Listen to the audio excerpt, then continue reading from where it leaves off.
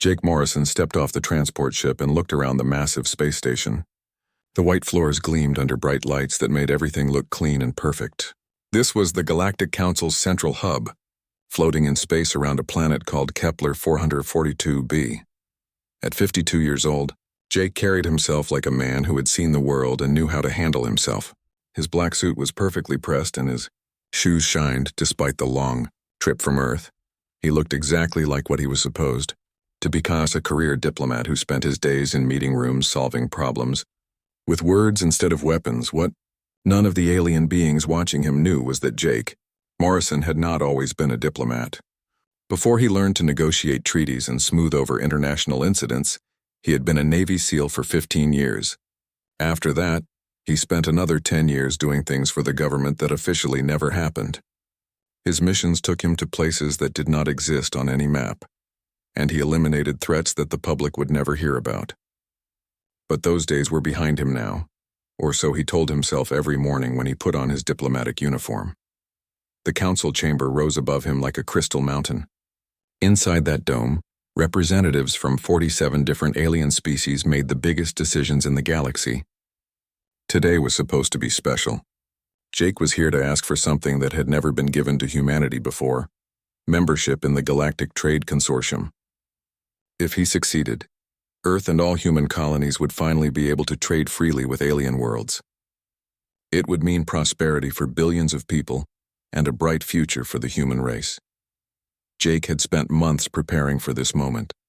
He studied alien customs until he could bow properly to 17 different species. He memorized trade laws that filled thousands of pages. He learned phrases in alien languages that hurt his throat to pronounce. His briefcase contained charts and graphs and proposals that represented the work of hundreds of Earth's best minds. Everything had to be perfect because humanity would only get one chance to make this request. A tall reptilian being approached Jake with slow, measured steps. This was Council Prime Veltar, the leader of the Zephyrian delegation and one of the most powerful voices in the entire council. His yellow eyes looked at Jake the way a snake might look at a mouse. When Veltar bowed, it was barely enough to count as polite. Jake had read enough intelligence reports to know that this alien despised humans, but diplomacy meant being polite even to people who hated you. Behind Veltar stood his allies, and Jake recognized them from his briefing materials. Queen Zareth looked like a giant insect with too many eyes and mandibles that clicked when she was thinking. The being called the Whisper had no solid form at all, just a cloud of gas that somehow managed to speak and think. These three species controlled more than half the votes in the council, and every intelligence report said they did not want humans to join their exclusive club. Two junior aliens escorted Jake through corridors that seemed designed to make visitors feel small and unimportant. The walls were covered with symbols from dozens of alien languages, reminding everyone who walked here that humans were newcomers to galactic politics. Jake's aide, Lieutenant Commander Lisa Bennett, met him at the human delegation's quarters. She was young for a military officer, but sharp as a razor, and she had been his right hand for the past 3 years. Lisa handed Jake a tablet with the latest intelligence updates. The news was not good. Several alien species had been holding secret meetings about the human question. Communications intercepts suggested that the opposition was not just political, it was personal.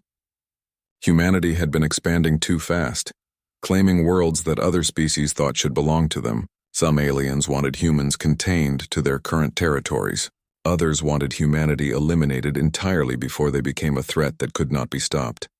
Jake sat in his temporary quarters and reviewed his presentation one more time. Every word had been carefully chosen. Every argument had been tested and refined. He planned to speak about humanity's contributions to galactic peace, their technological innovations, and their desire for mutual prosperity. The speech was designed to address every concern that had been raised in preliminary negotiations. If words could win this fight, Jake was ready. The transport ship that brought Jake to the station was called the UHS Peacemaker, a name chosen specifically to sound non-threatening. What the aliens did not know was that it carried concealed weapon systems and a crew of Marines who were trained for ship-to-ship combat. The ship's captain, Paul Rogers, had served with Jake during their Navy days and knew exactly what kind of man was representing humanity at this critical moment. As night fell over the space station, Jake stood at the window in his quarters and looked out at the stars. Somewhere out there, Earth was waiting for news. 12 human colonies were counting on him to secure their economic future. The president had personally wished him luck before he left, and the Secretary of State had reminded him that failure was not an option. Jake understood the pressure, but he also understood something that his superiors back on Earth did not fully grasp. This meeting was not really about trade agreements or membership in an alien consortium. It was about whether humanity would be allowed to continue growing and expanding, or whether other species would unite to stop human progress before it became unstoppable. The aliens saw humans as aggressive, unpredictable, and dangerous. They were not entirely wrong. Jake Morrison believed in the power of diplomacy because he had seen what happened when diplomacy failed. He had been the man sent in to clean up the messes that occurred when talking stopped and shooting started. He genuinely wanted this negotiation to succeed, wanted to find common ground between humans and aliens, wanted to build a future where different species could work together for everyone's benefit. Tomorrow he would walk into that crystal dome and give the most important speech of his career. He would use every skill he had learned in 43 years of government service to convince 47 alien species that humanity deserved a place at their table. Jake Morrison, career diplomat, was ready to do everything in his power to secure a peaceful future for his species. What he did not know was that the aliens had already decided his fate, and that all his careful words would fall on ears that were already committed to violence. The Council had not invited him here to negotiate. They had invited him here to witness the beginning of humanity's destruction. But they had made one crucial mistake in their planning. They thought they were dealing with just another soft diplomat who would beg and plead when threatened. They had no idea who they were really facing. The next morning arrived too quickly for Jake Morrison's liking. He dressed carefully in his best diplomatic suit, the one reserved for the most important occasions. The fabric was Earth-made silk, dark blue with subtle patterns that would look respectful to most alien species. His tie was perfectly straight, his shoes polished to mirror brightness. Everything about his appearance said that he took this meeting seriously and respected the Council's authority. Lisa Bennett briefed him one final time as they walked through the station's corridors toward the Council chamber. The intelligence reports had not improved overnight. If anything, the opposition seemed more organized and determined. Several alien delegations had held emergency meetings at 3 a.m. station time. Communications between their ships had increased dramatically. Something was building, but Jake could not figure out exactly what. The Council chamber was even more impressive from the inside than it had looked from the outside. The dome stretched high above, made of some alien crystal that seemed to glow with its own light. 47 different seating areas were arranged in a perfect circle, each one designed for the specific needs of different alien species. Some seats were pools of liquid for aquatic beings. Others were high perches for creatures that preferred to look down on the proceedings. The Whispers area was just an empty space filled with specially prepared gas. Jake took his place at the central podium, a platform that put him in the middle of all 47 delegations. Every alien eye in the chamber was focused on him. Some looked curious, others seemed bored, but most appeared hostile. The lighting was designed to make the speaker feel exposed and vulnerable, while keeping the audience in comfortable shadow. It was an old psychological trick, and Jake had seen it used in interrogation rooms back when he was doing different work for the government. He began his presentation exactly as planned. His voice was calm and professional as he spoke about humanity's achievements. He talked about Earth's contributions to scientific research, their peaceful exploration of space, their desire to share knowledge and resources with other species. The translator systems carried his words to every delegation in their native languages, and Jake could see some alien faces soften slightly as they listened. For 2 hours, Jake gave the performance of his life. He addressed every concern that had been raised in preliminary negotiations. When the Rigelian delegate worried about human military expansion, Jake showed charts proving that Earth's forces were purely defensive. When the Andromedan representative questioned human intentions toward primitive species, Jake provided examples of Earth's non-interference policies on 12 different worlds. He spoke about trade benefits that would help every species in the consortium. He outlined technological exchanges that could solve problems like energy shortages and food production. He painted a picture of a galaxy where different species worked together to build something greater than any of them could achieve alone. It was a beautiful vision, and Jake believed every word of it. Then Council Prime Veltar stood up. The Zephyrian's yellow eyes gleamed with something that looked like satisfaction. His claws extended as he spoke, a gesture that Jake's briefing materials had warned him was a sign of aggression among reptilian species. When Veltar's words came through the translator, they hit Jake like a physical blow. "The human plague has spread far enough," Veltar announced to the entire chamber. His voice carried the authority of someone who was used to being obeyed without question. "Your species is a cancer that threatens the stability of our ancient order. We have watched you expand from system to system, claiming worlds that should belong to more deserving races. We have seen how you treat planets that cannot defend themselves. We know what you really are beneath your diplomatic masks." Jake felt something cold settle in his stomach, but he kept his expression neutral. Years of diplomatic training had taught him never to show weakness in front of hostile negotiators. He opened his mouth to respond, to ask what evidence supported these accusations, but Veltar was not finished speaking. "We did not invite you here to negotiate," the reptilian continued. "We invited you here to witness the beginning of your extinction. The Galactic Council has voted, Ambassador Morrison, by a margin of 31 to 16. We have decided that humanity poses an unacceptable threat to galactic stability. Your species will be eliminated before you can spread your violence to any more innocent worlds." The words hung in the air like poison gas. Jake looked around the chamber and saw that most of the alien delegates were nodding in approval. A few looked uncomfortable, but none of them spoke up to object. The vote had already been taken, probably in one of those secret meetings that the intelligence reports had mentioned. Everything that happened here today was just theater designed to make the aliens feel better about what they were planning to do. Before Jake could process this betrayal fully, energy barriers slammed down around the chamber. The humming sound of force fields filled the air, and Jake realized that he was now trapped. The barriers were not designed to protect him from outside threats. They were designed to keep him from escaping. Every exit was blocked by walls of crackling energy that would kill anyone who tried to pass through them. Queen Zarath rose from her insectoid perch, her mandibles clicking with what sounded like excitement. "Your fleet believes you are in negotiations, human. They monitor your communications and wait for news of success or failure. What they do not know is that we have been feeding them false signals for the past 6 hours. Your ships think you are still talking to us about trade agreements while our combined armadas move toward Earth and your 12 colony worlds." Jake's training kicked in automatically.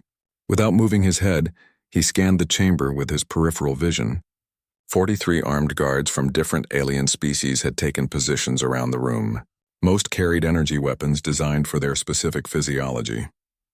The Zephyrian guards had plasma rifles that could punch through starship armor. The Krix soldiers carried sonic disruptors that could liquefy internal organs. The gaseous beings who served the Whisper had some kind of chemical sprayers that probably contained toxins fatal to human biology. The Whisper itself began to speak, its voice echoing from speakers built into the chamber walls. The sound was like wind blowing through a graveyard at midnight. "Your death here will be the signal that begins the cleansing.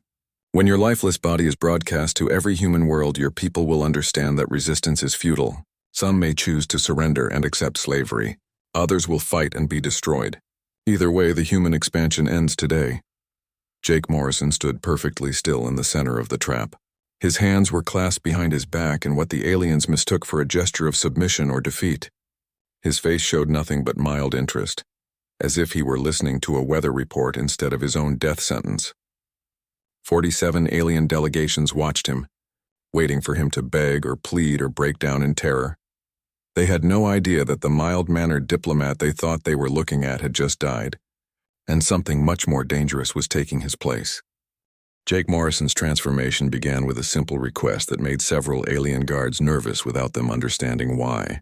His voice remained perfectly polite as he spoke to Council Prime Veltar, but something had changed in his eyes that made the reptilian leader's claws twitch with unease. "Before we proceed with your execution plans, might I ask for one small favor?" Jake asked, his hands still clasped behind his back in what the aliens continued to mistake for submission. "A glass of water, perhaps? The journey here was quite long, and I find myself rather thirsty." Veltar laughed, a sound like grinding glass that echoed through the chamber. He was enjoying this moment of complete power over the human who had dared to request membership in their exclusive club. Of course, human. A final courtesy before your species joins the ranks of the extinct. He gestured with one clawed hand to a nearby Zephyrian guard, who approached carrying a ceremonial cup filled with synthetic water. The guard moved carefully, his plasma rifle held ready in case the trapped human tried anything desperate. Around the chamber, 42 other guards watched with weapons trained on Jake's position. They had been told that humans were dangerous when cornered, but this one looked like nothing more than a frightened diplomat who was trying to delay the inevitable. Jake accepted the cup with both hands and gave a polite nod of thanks. For just a moment, as he lifted the water to his lips, something flickered across his face. The aliens who were watching closely saw his diplomatic mask slip for perhaps a tenth of a second. What they glimpsed underneath made several guards unconsciously step backward, though they could not have explained why. "Thank you for your kindness," Jake said quietly, and in those words the aliens heard something that made their combat instincts scream warnings they did not understand. "It has been many years since anyone showed such consideration for my comfort." Then Jake Morrison, career diplomat and believer in peaceful solutions, stepped aside in his own mind and allowed Lieutenant Commander Jake Morrison to take control.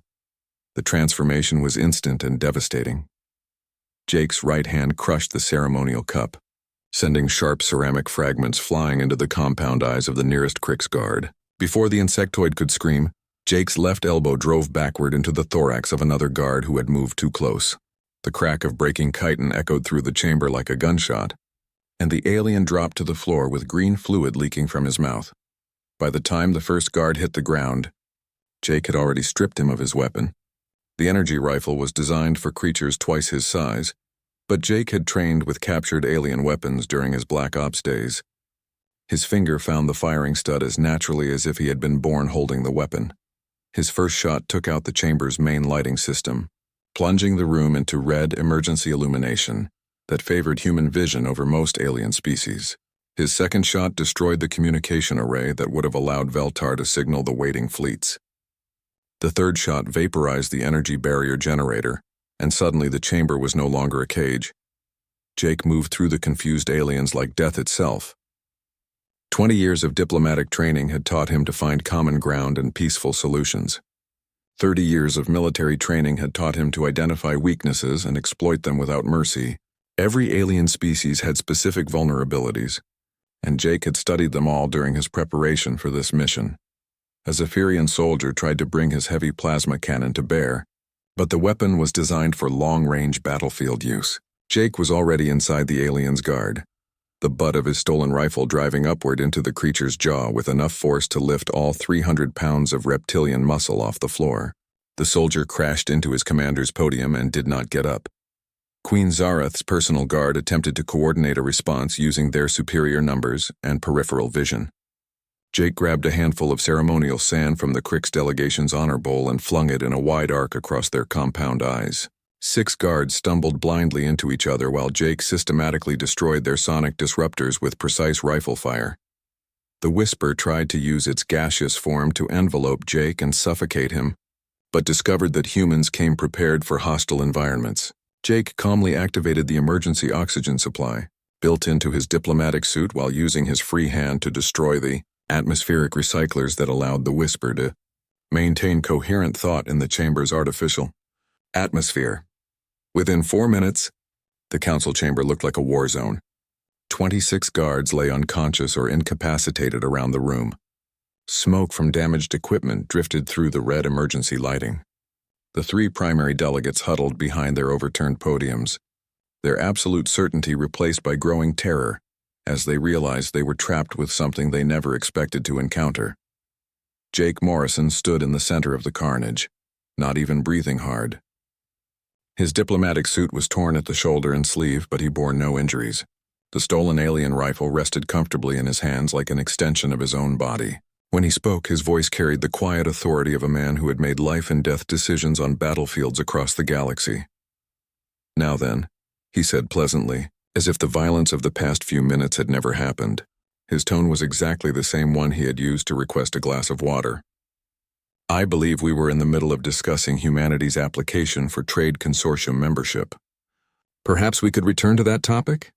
Veltar stared at him from behind an overturned chair, yellow blood trickling from a gash across his scaled forehead where debris had struck him. The Council Prime's voice shook as he spoke. "What are you?" Jake smiled, and it was the warm, genuine expression of a career diplomat who still believed in finding peaceful solutions to complex problems. "I am exactly what I told you I was, Council Prime. I am Earth's senior diplomatic representative, here to negotiate humanity's entry into the Galactic Trade Consortium. The only thing that has changed is that you have helped me understand the true nature of these negotiations." He walked calmly to the central podium, stepping over unconscious guards with the same casual ease he had once shown entering embassy receptions. His diplomatic briefcase sat exactly where he had left it, somehow untouched by the chaos around it. "You assumed that diplomacy was a sign of weakness," Jake continued, opening the briefcase with steady hands. "You mistook humanity's desire for peace as evidence that we were soft and defenseless. That was your first mistake." He removed a small device that the Council's security scanners had identified as a standard diplomatic translation matrix. "Your second mistake," Jake said, plugging the device into the chamber's main communication system, "was believing that Earth would send an unprepared representative to such an important meeting." The device Jake had plugged into the chamber's communication system was definitely not a standard translation matrix, as it interfaced with the station's network, bypassing security protocols with military-grade encryption keys. Holographic displays sprang to life around the damaged chamber. The projections showed star charts, fleet positions, and tactical readouts that made the three cowering delegates realize just how badly they had miscalculated. "You see," Jake said conversationally, adjusting his torn collar with the same careful attention he had once used to arrange his dress uniform for state dinners. "You made several critical errors in your planning. The first was assuming that humanity's diplomatic approach meant we were unprepared for violence. The second was believing that I came here alone. The tactical displays painted a picture that shattered everything the Council thought they knew about human capabilities. What they had identified as 12 lightly defended colony worlds were revealed to be forward military bases, each one concealing weapon platforms and fleet anchorages that had somehow escaped detection by the galaxy's most sophisticated surveillance networks. The merchant vessels that had brought Jake's diplomatic mission were not cargo haulers at all. The UHS Wolverine, UHS Reaper, and UHS Ghost Protocol, Jake explained, highlighting 3 ship signatures on the display. Earth's newest generation of stealth destroyers, equipped with weapon systems that your intelligence services assured you did not exist. They have been maintaining position in the system's outer asteroid field for the past 8 days. "Waiting for my signal," Veltar hissed from behind his makeshift barricade, his yellow eyes wide with disbelief. "Impossible. Our sensors would have detected any military vessels. We monitored every approach to this system." Jake's smile was patient, almost paternal. "You monitored every approach that you knew how to detect. Human stealth technology has advanced considerably since our last official contact with the Council. We learned a great deal from studying the wreckage of those probe ships you sent to test our defenses last year. Did you really think we would not notice 3 separate reconnaissance missions to the Sol system?" The main chamber screen activated, showing the bridge of a massive warship that none of the aliens recognized. A stern-faced woman in a dark blue uniform stood at the center of organized chaos, her gray hair pulled back in a regulation bun, and her eyes holding the cold focus of someone accustomed to making decisions that affected millions of lives.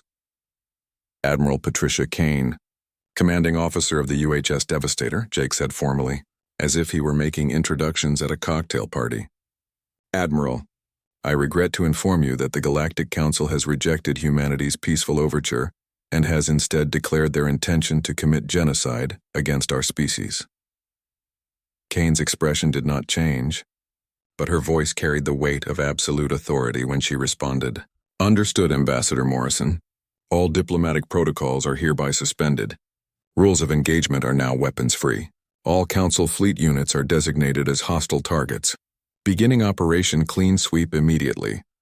Through the viewport behind Admiral Kane, the true scope of humanity's presence in this system became visible. Ship after ship decloaked from positions throughout the asteroid field, their hulls gleaming with the dull gray coating that made them invisible to conventional sensors.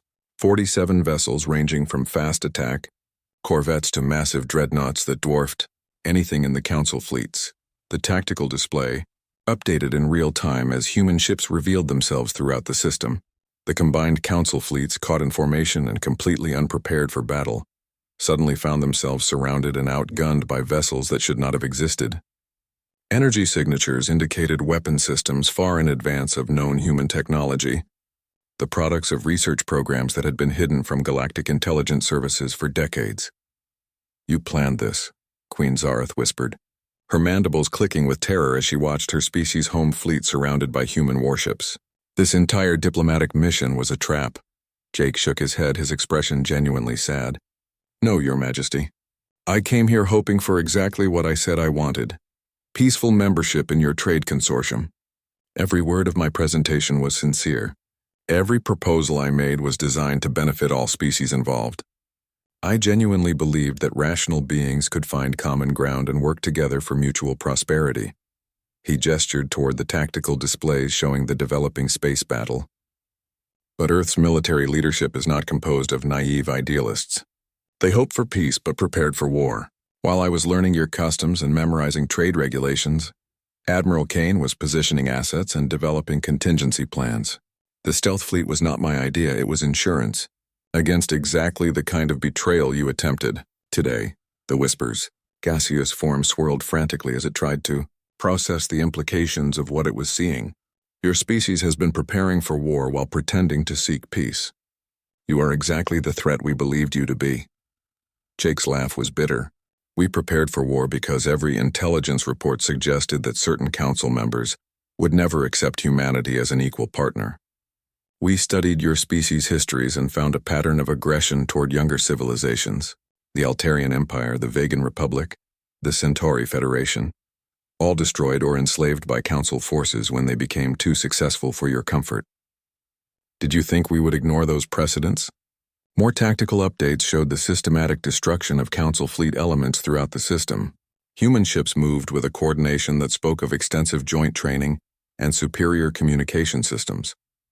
Energy weapons struck with precision that eliminated targets without destroying escape pods, suggesting a level of fire control that should have been impossible at such ranges. "The irony," Jake continued, "is that this show of force was exactly what you forced us to develop. If you had welcomed humanity into the galactic community 20 years ago, we would still be flying primitive fusion rockets and worrying about asteroid mining rights. Your hostility made us strong. Your threats made us dangerous. Your betrayal today has made us your superiors." Veltar struggled to his feet, ichor still dripping from his wounded head. "What do you want, human? What are your terms for our survival?" Jake Morrison, diplomat and former soldier, looked around the destroyed chamber at the aliens who had invited him here to die. When he spoke, his voice carried the authority of someone who held the power of life and death over entire civilizations. "That is an excellent question. Council Prime, what I want is exactly what I came here to request in the first place. I want humanity to have a voice in galactic affairs proportional to our capabilities. I want trade agreements that benefit all parties involved. I want peaceful coexistence based on mutual respect rather than fear." He paused, letting the weight of human military superiority sink in before continuing. "The difference is that now you understand the consequences of refusing those reasonable requests. The question is whether you are wise enough to choose cooperation over conquest, or whether you will force us to impose our will through the kind of violence that you attempted to use against us." 6 hours after the violence ended, the council chamber had been transformed into something that actually resembled a proper negotiation venue. Human medical teams had removed the unconscious guards to the station's hospital bay, where they received treatment for their injuries. Maintenance crews had replaced the damaged lighting and communication systems. The overturned furniture had been set upright, and someone had even brought in fresh refreshments. Jake Morrison sat at a circular table that had been moved to the center of the chamber, his torn diplomatic suit replaced with a fresh one from his luggage. The 3 primary delegates sat across from him, no longer hiding behind barricades or speaking in threats. The tactical displays still showed human ships maintaining perfect formation around alien home systems, a constant reminder of who now held the power in these negotiations. Admiral Kane appeared on the main screen, her weathered face showing the satisfaction of someone whose careful planning had prevented a catastrophe. Behind her, the bridge of the UHS Devastator hummed with quiet efficiency, as her crew monitored the surrender of Council fleets throughout the system.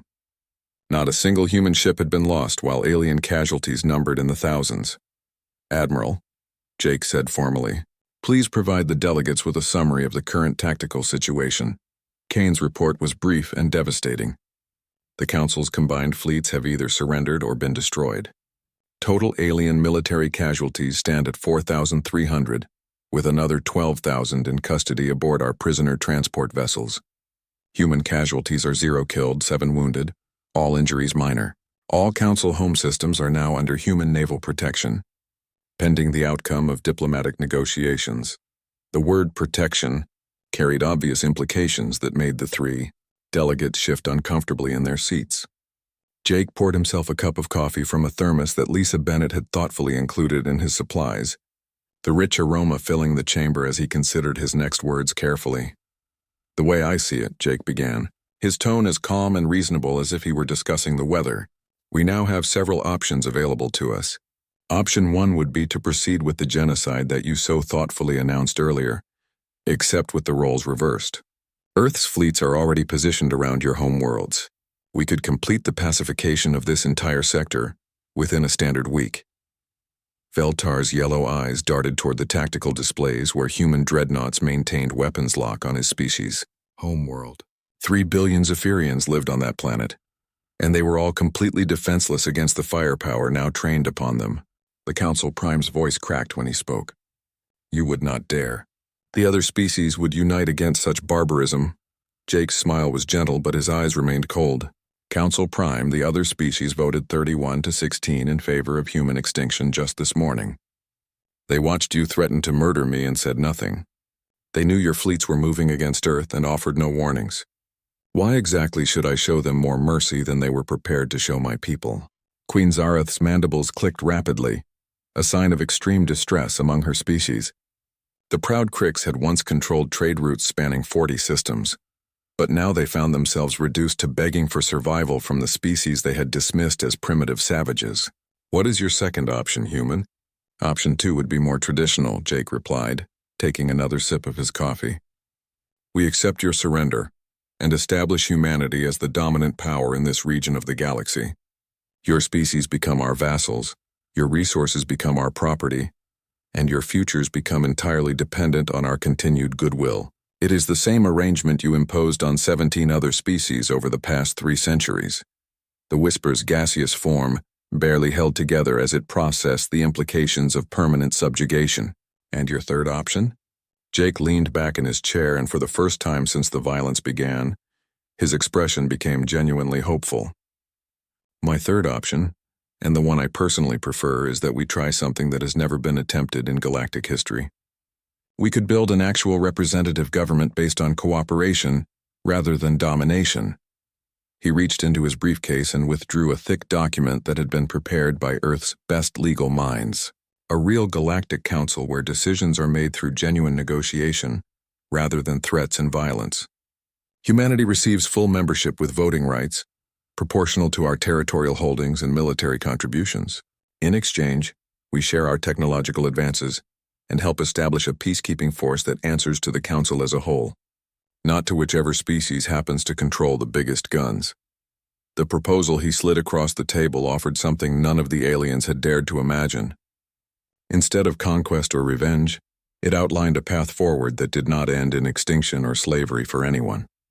Trade partnerships that would benefit every member species, research agreements that could solve problems like energy shortages and food production, a system of mutual defense that would protect smaller species from the kind of aggression that had dominated galactic politics for millennia. Veltar read through the document slowly, his translator struggling with concepts that his language had never needed to express. "You would truly share your military advantages after what we attempted here? You would trust species that tried to destroy you?" Jake's answer came from the heart of a man who had spent his entire adult life serving his government in one capacity or another. "Council Prime, I have seen what happens when civilizations choose fear over cooperation. It never ends well for anyone involved. Yes, humanity is currently militarily superior to any individual species in this council, but we are not superior to all of you working together toward common goals." He stood and extended his hand in the universal gesture of greeting that had somehow spread to every species in known space. The question is not whether humanity can dominate this region through force. We have already proven that capability. The real question is whether we can build something better than domination, whether we can create a galaxy where species advance through cooperation rather than conquest. One by one, the alien delegates reached out to accept the offered handshake. It was a small gesture, but it represented something unprecedented in galactic history. A peace built not on the exhaustion that follows devastating war, but on the conscious choice to pursue mutual prosperity over mutual destruction. As Jake packed away his documents and prepared for the real negotiations that would begin tomorrow, he allowed himself a moment of quiet satisfaction. He had come to this station as Earth's diplomatic representative, hoping to secure humanity's future through words rather than weapons. In the end, he had needed both approaches to achieve his goals. The aliens had mistaken him for a helpless diplomat who could be murdered without consequence. They learned too late that he was something far more dangerous, a killer who genuinely preferred to solve problems with words, but who was perfectly capable of using violence when peaceful solutions were rejected. Ambassador Jake Morrison, former Navy SEAL, former Black Ops operative, and very much still a believer in the power of diplomacy, straightened his tie and walked toward the chamber's exit. Tomorrow he would begin the long process of teaching 47 different species how democracy actually worked. After spending the morning demonstrating humanity's capacity for violence, he would spend the coming months proving their commitment to peace. It was going to be the most challenging negotiation of his career, but also potentially the most rewarding. For the first time in galactic history, different species would have the chance to build something greater than fear.